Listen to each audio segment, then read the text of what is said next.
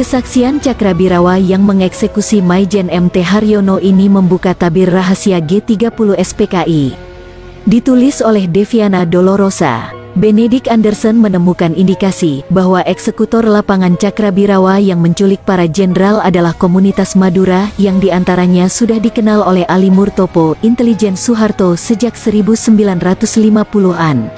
Lelaki tua itu duduk bersandar di atas sebuah dipan besi. Dengan susah payah ia menyuapkan nasi dan lauk itu ke mulutnya.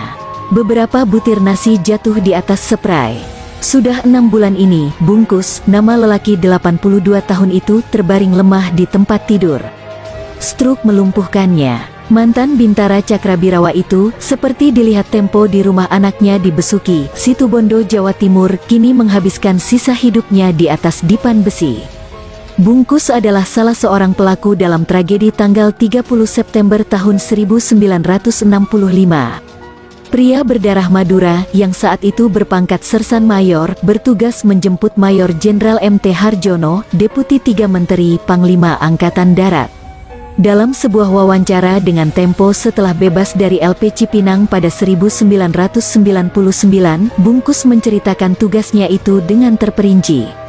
Pada tanggal 30 September tahun 1965 sekitar pukul 15 waktu Indonesia Barat. Dalam briefing itu dikatakan ada sekelompok jenderal yang akan mengkuk Bung Karno yang disebut Dewan Jenderal. Wah, ini gawat menurut saya. Mantan Cakrabirawa Sersan Mayor Bungkus bercerita mengenai kronologi aksi mereka dalam peristiwa gerakan tanggal 30 September atau G30S. Ia menyangka perintah itu baru akan dilaksanakan setelah tanggal 5 Oktober tahun 1965. Namun pada pukul 8 waktu Indonesia Barat dipimpin oleh Dul Arif, pasukannya kembali ke Halim. Sekitar pukul 3 waktu Indonesia Barat keesokan harinya, kata Bungkus, komandan-komandan pasukan berkumpul lagi. Lalu pasukan Cakra dibagi 7 oleh Dul Arif dan dikasih tahu sasarannya. Saya kebagian Mayor Jenderal MT Harjono, ujar Bungkus. Bungkus kemudian berhasil menembak MT Harjono. Setelah sampai sana, lubang buaya, mayatnya saya serahkan ke Pak Dul Arif. Seluruh pengakuan Bungkus ini menarik minat Ben Anderson, Indonesianis dari Universitas Cornell. Ben pada tahun 2002 sampai datang lagi ke Indonesia menemui Bungkus di Besuki.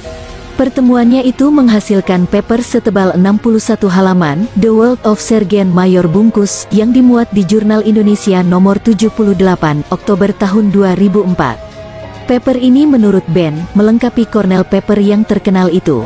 Pada tahun 1966, setahun setelah peristiwa berdarah, bersama Ruth McVeigh dan Fred Bunnell, Ben menulis Cornell Paper. Pada saat itu Ben mengira bahwa inti serdadu yang bergerak di lapangan adalah orang-orang Jawa. Anggapan ini berubah setelah Ben bertemu dengan Bungkus. Ia melihat fakta menarik bahwa hampir semua serdadu yang ditugasi menculik berdarah Madura. Pimpinan lapangannya juga berdarah Madura. Pimpinan lapangan penculikan, seperti dikatakan Bungkus di atas, adalah Dul Arif. Dul Arif adalah serdadu berdarah Madura. Nah, menurut Ben, Dul Arif adalah orang yang sangat dekat dengan Ali Murtopo, intelijen Soeharto. Dul dikenal Ali sejak Benteng Rider memerangi Darul Islam di Jawa Tengah dan Jawa Barat pada 1950-an. Perihal apakah benar Dul Arif dekat dengan Ali Murtopo, Tempo mencoba mengecek kepada Letnan Kolonel Udara Purnawirawan Heru Atmojo yang oleh untung diikutkan dalam Dewan Revolusi.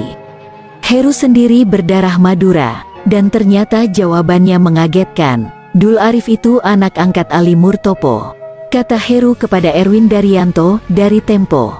Dalam paper Ben, anggota Cakra lain yang berdarah Madura adalah Jahurup. Ini pun informasi menarik, sebab Jahurup oleh Letnan Kolonel CPM Purnawirawan Suhardi, perwira kesayangan Soeharto, diceritakan adalah orang yang ingin menerobos istana pada tanggal 29 September tapi kemudian dihadangnya. Ben menemukan fakta bahwa ternyata Bungkus telah mengenal akrab Dul Arif sejak tahun 1947. Saat itu mereka bergabung dalam Batalion Anjing Laut di Bondowoso. Bungkus mengawali karir semasa revolusi di Batalion Semut Merah Tentara Keamanan Rakyat atau TKR pada tahun 1945 di Situbondo. Setelah Semut Merah dihancurkan Belanda pada Juli tahun 1947, ia bergabung dengan Batalion Anjing Laut di Bondowoso dengan pangkat prajurit 1. Sebagian besar personel Anjing Laut adalah orang-orang setempat keturunan Madura. Selama kelas kedua dengan Belanda, Bungkus bertempur di sejumlah daerah seperti di Kediri, Madiun, dan Yogyakarta. Ia juga pernah bertugas di Seram. Pada tahun 1953, pasukan Anjing Laut ditarik dari Seram. Seluruh personel Anjing Laut tak kembali ke Brawijaya, melainkan bergabung dengan Divisi Diponegoro di Salatiga, Jawa Tengah. Di Divisi Diponegoro, nomor batalion berubah dari 701 menjadi 448. Namun, nama Anjing Laut tetap mereka pertahankan. Kemudian Anjing Laut menjadi bagian dari Brigade Infanteri. Hampir seluruh personelnya berdarah Madura. Dul Arif, Jahurup, dan Bungkus berada dalam satu batalion 448 Kodam Diponegoro, kata Heru Atmojo. Dan yang mengejutkan lagi, komandannya waktu itu Kolonel Latif. Kata Heru, itu artinya, dapat kita simpulkan bahwa Kolonel Latif pun sudah mengenal para eksekutor Cakrabirawa sejak dulu. Setelah menyelesaikan sekolah kader infanteri, Bungkus dipindah ke cadangan umum di Salatiga. Cadangan umum adalah gabungan pasukan Garuda 1 dan 2 yang baru pulang bertugas di Kongo. Ada 2 unit pasukan cadangan umum di Semarang, yakni Baret Hijau di Serondol dan Baret Merah di Mujen. Dan informasi yang mengagetkan lagi, Komandan Baret Hijau di Serondol saat itu, menurut Bungkus adalah Untung. Ketika bertugas di cadangan umum inilah, Bungkus direkrut masuk Banteng Rider 1 di Magelang. Tak lama kemudian ia direkrut pasukan Cakrabirawa. Meski sudah bersama dengan Untung sejak di Banteng Rider, Bungkus mengaku kepada Ben Anderson baru bertemu dengan Untung ketika sudah di Jakarta. Saya belum kenal dia waktu di Serondol, tuturnya. Bungkus tidak menghadapi kesulitan saat masuk Cakrabirawa. Padahal Bungkus menderita wasir dan disentri. Penyakit itu saya sudah katakan. Tapi besoknya, saya diberitahu bahwa saya sehat. Jadi saya senang. Bungkus tak sendirian. Ada seratusan personel Banteng Rider yang juga lolos seleksi.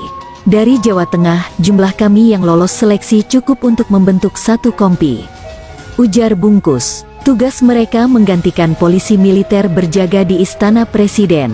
Kepada Ben, Bungkus menyebut Dul Arif sebagai kawan sehidup semati. Keduanya kerap berbincang dalam bahasa Madura. Bungkus bercerita, suatu waktu dia dan Dul Arif pergi jalan-jalan ke Pasar Senen, Jakarta. Di sebuah pertigaan, ada warung cendol.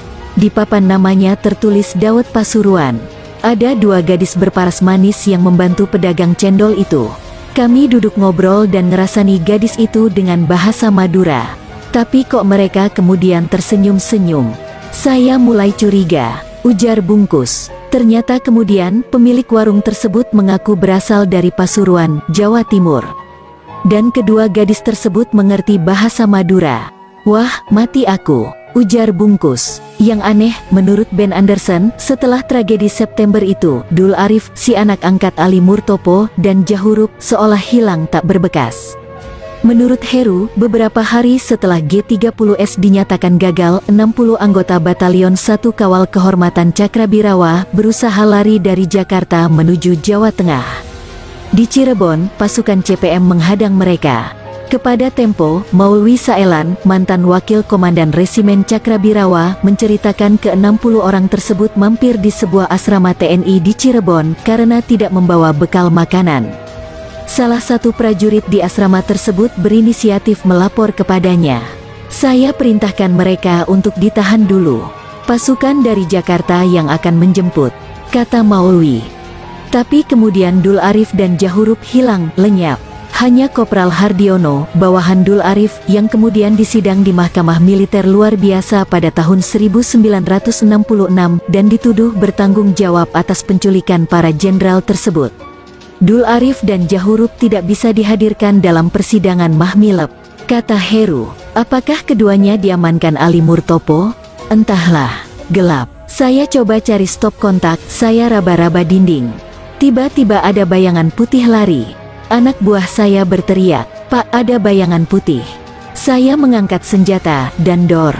Penembak itu adalah Bungkus, mantan Bintara Cakrabirawa. Pangkat terakhirnya sebelum mendekam selama 33 tahun di Lembaga Pemasyarakatan Cipinang, Jakarta adalah Sersan Mayor. Thompsonnya melepaskan tembakan pada bayangan putih itu. Dan saat lampu dinyalakan, tubuh MT Harjono tak berdaya. Peluru menembus tubuhnya dari punggung sampai perut.